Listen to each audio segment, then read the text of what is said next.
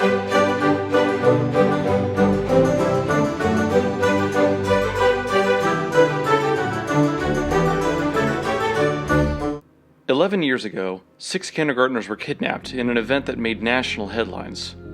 No one was ever charged with a crime, and the children were never found. Until now.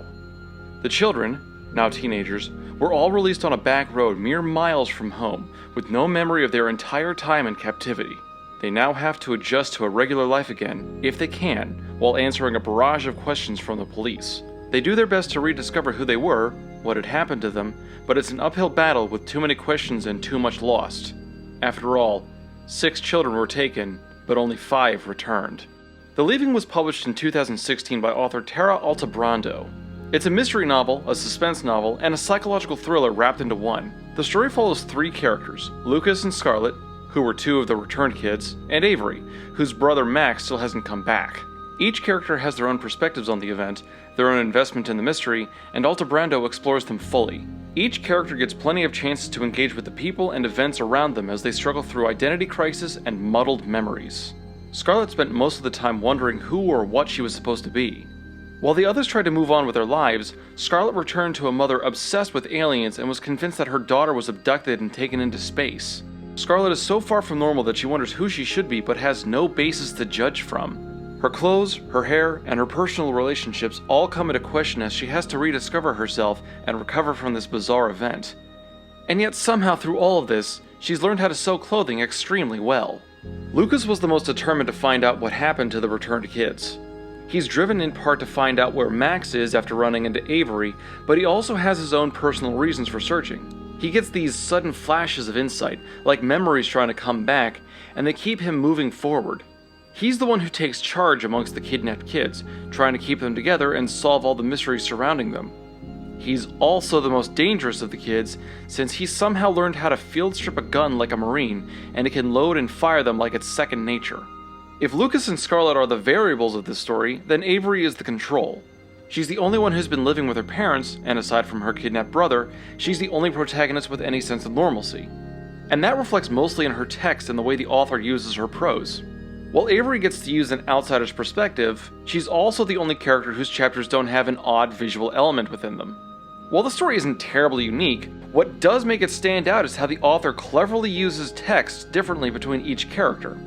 The use of visual storytelling in this book was my favorite thing about it, and the main reason why I would suggest it to other readers. Lucas would get sudden images that broke into his mind, which were revealed in large fonts and highlighted in black ink. The use of text was simple, but added to the mystery since it didn't immediately answer any questions or offer obvious clues.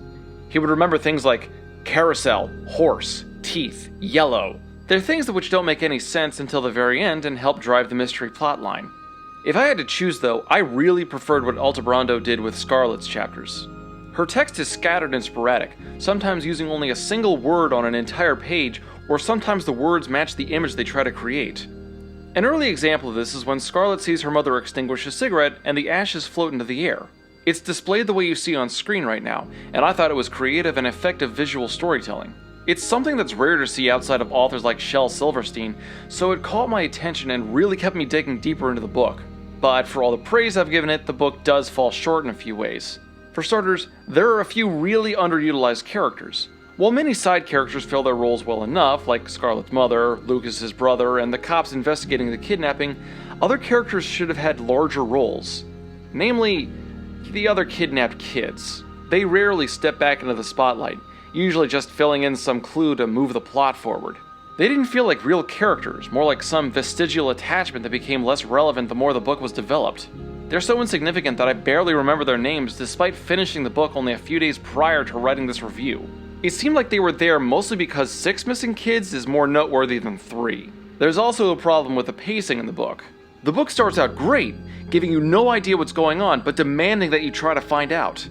However, intermingled with that mystery is the kids' attempt at going back to regular life, which, while interesting, tells a different story. It slows things down, and the further you go, the more detached the story gets from the mystery plotline.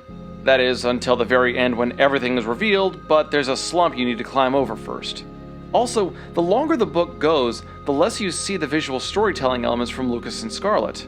Their prose returns to something normal, like Avery's, which was unfortunate since I liked how creative Altebrando got with those visual elements. However, I'd argue that this disappearing element served a deeper purpose. And while I don't think that this is really spoilery, I'm putting up a spoiler warning just in case since it broadly discusses the ending. Skip to here if you want to read the book fresh. Through the book, we see the kids trying to get back to regular life. However, the longer they go on, the fewer memory flashes Lucas gets, and the more straightforward Scarlett's prose becomes. While it's displayed in a very rapid pace, I'd say that this is supposed to represent the healing process. The longer the kids go on and the more support they get, the quicker they recover. The other kidnapped kids had better support networks, so they lost interest in the mystery faster. Lucas's father dies at the very start of the book, so he only has his brother to help him. Scarlett has her alien-obsessed mother, who's too interested in proving some absurd alien hypothesis rather than listening to and comforting her daughter. Because these two took the longest to find support, they took the longest to recover, and it took that much longer for their prose to return to normal. I don't know how correct I am, but it's a fun thought to consider. Overall, the book is pretty good. Not a bad time to be had for sure. The characters are intriguing, the mystery plot is great, and I just love the visual text. Like I said, the book is worth reading just for that. There is a slump in the middle to deal with, but once you're through that, the mystery kicks back in and follows you to the end. It leads to an unconventional ending that you won't see coming, but I think it's very fitting thematically, and it could lead to some hearty conversations. Whether or not the ending works, I'll leave up to you to discuss. So, have you read the book? What did you think? If not, do you want to read it now? Whatever your thoughts, comment below and stay tuned for more.